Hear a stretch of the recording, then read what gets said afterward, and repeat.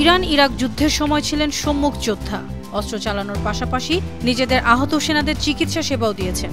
পরবর্তীতে মেডিকেল কলেজে ফিজিওলজি বিষয় শিক্ষকতা, ইরান ইউনিভার্সিটি থেকে কার্ডিয়াক সার্জারি শিক্ষালাভ এবং পরে হার্ট সার্জারি স্পেশালিস্ট ছিলেন। তাবরিজ ইউনিভার্সিটি অব মেডিকেল সায়েন্সের প্রেসিডেন্টও। সদ্য প্রেসিডেন্ট নির্বাচনে ভেলকি দেখিয়ে কুপকাত করেছেন ইরানের কট্টরপন্থীদের।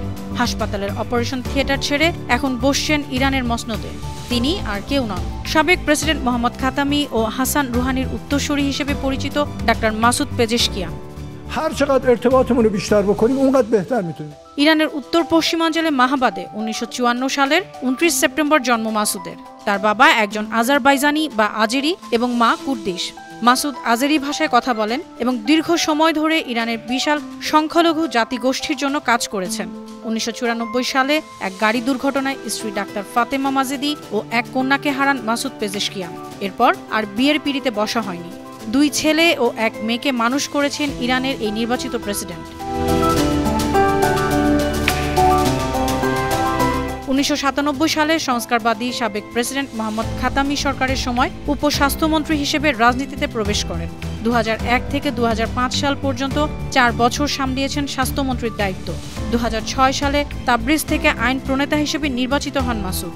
5 বার সংসদ সদস্য হিসেবে দায়িত্ব পালন করেছেন তিনি। ইরানের পার্লামেন্টে প্রথম ডেপুটি স্পিকার হিসেবেও ছিলেন 4 বছর। 2011 এবং 2021 সালেও প্রেসিডেন্ট হওয়ার দৌড়ে নাম লিখিয়েছিলেন মাসুদ পেজেশকিয়ান। একগুঁয়ে স্বভাবের জন্য পরিচিত মাসুদ পেজেশকিয়ান বছর কয়েক আগেও ইরানের সর্বোচ্চ নেতা আয়াতুল্লাহ আলী খামেনির অনুগত থাকলেও সাম্প্রতিক সময়ে হয়ে যান তার কড়া সমালোচক। ইরানের রাজনৈতিক পরিবেশ এবং দুর্নীতির প্রকাশ্যে সমালোচনা করেছেন অনেকবার। সবশেষ 2022 সালে পুলিশের হেফাজতে মাশা আমিনির মৃত্যুর বিষয়ে ইরান সরকারের ভূমিকাকে প্রকাশ্যে প্রশ্নবিদ্ধ করেন।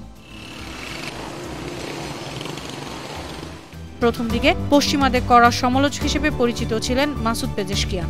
2019 সালে মার্কিন ড্রোন ভূপাতিত করার জন্য ইরানি রক্ষীদের ব্যাপক প্রশংসা করেন। ওই সময় ডাক্তার মাসুদ বলেছিলেন, ড্রোন ভূপাতিত করার মাধ্যমে আমেরিকানদের মুখে জোরালো ঘুষি দেয়া হলো, জানিয়ে দেয়া হলো ইরান তাদের কাছে কখনো আত্মসমর্পণ করবে না। তবে বর্তমানে তার মুখেই আমেরিকার সাথে সম্পর্ক স্বাভাবিক করার কথা শোনা যায়। নির্বাচনের আগে কট্টরপন্থীদের ব্যাপক নির্বাচনী প্রচারণার মাঝে নারীর অধিকার, অধিক সামাজিক স্বাধীনতা, পশ্চিমের সঙ্গে বৈরিতার সতর্কতা ও অর্থনৈতিক সংস্কারের প্রতি সমর্থন জানিয়ে ইরানের প্রেসিডেন্ট নির্বাচনে অংশ নেন মধ্যপন্থী এই নেতা।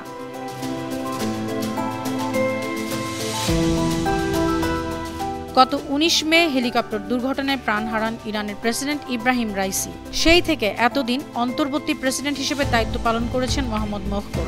নির্বাচনে জয়ী হয় সেই দায়িত্ব নেবেন মাসুদ। তিনি এখন রক্ষণশীলতার বেড়াজাল কাটিয়ে মুক্ত সমাজের স্বপ্ন দেখার লাখো ইরানি নাগরিকের আশা ভরসা। কট্টরপন্থী সাইদ জালিদিকে হারানোয় তাকে নিয়ে বাড়ছে প্রত্যাশাও। মাসুদ সেই স্বপ্ন পূরণ করতে পারেন কিনা সেদিকে চোখ রয়েছে আন্তর্জাতিক মহলেরও। নিউজ ডেস্ক, বানো টিভি।